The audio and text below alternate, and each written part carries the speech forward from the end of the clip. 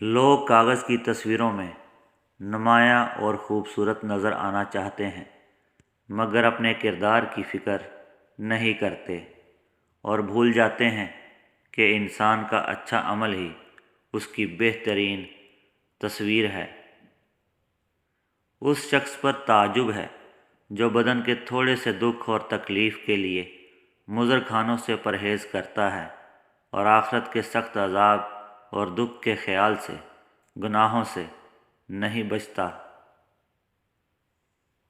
جب اولاد دنیا کی دولت سے امیر بن جاتے ہیں تو ماں باپ ڈر ڈر کر بات کرتے ہیں کہ کہیں اولاد ناراض نہ ہو جائے، لیکن اولاد جب ایمان کی دولت سے امیر بن جائے تو اولاد ڈر ڈر کے بات کرتی ہے کہ کہیں ماں باپ ناراض نہ ہو جائے۔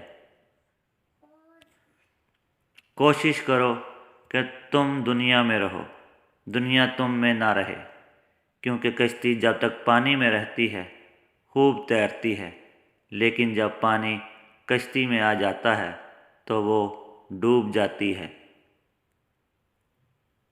اگر آپ اپنی اولاد کو اپنا دوست بنا کر اچھا انسان نہیں بنائیں گے تو برے لوگ اسے اپنا دوست بنا کر برا انسان بنا دیں گے۔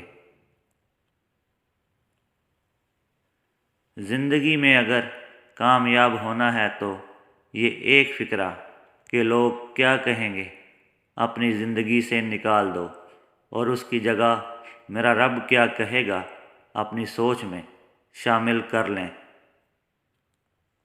جن کی طبیعت میں نرمی اور مروت ہو ایسے لوگ بہت اچھے ہوتے ہیں، لیکن یہ بھی سچ ہے نقصان بھی ایسے لوگ ہی اٹھاتے ہیں۔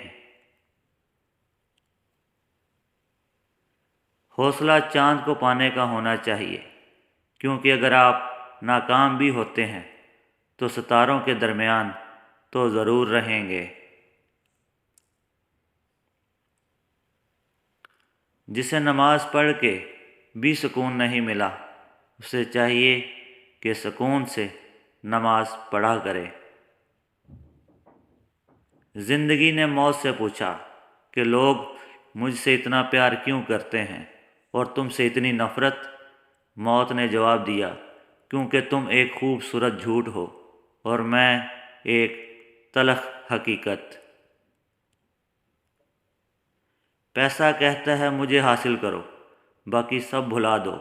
وقت کہتا ہے میرے پیچھے چلو، سب کچھ چھوڑ دو۔ مستقبل کہتا ہے میرے لیے کوشش کرو، باقی سب بھلا دو۔ اور اللہ صرف اتنا کہتا ہے مجھے یاد کرو، میں سب کچھ تیرے قدموں میں ڈال دوں گا۔ مومن پر 3 احسان کرو، نفع نہیں کر سکتے تو نقصان بھی نہ کرو، خوش نہیں کر سکتے تو رنجیدہ بھی نہ کرو، اور تعریف نہیں کر سکتے تو برائی بھی نہ کرو۔ کڑوی زبان والے کا شہد بھی نہیں بکتا اور میٹھی زبان والے کی مرچیں بھی بک جاتی ہیں۔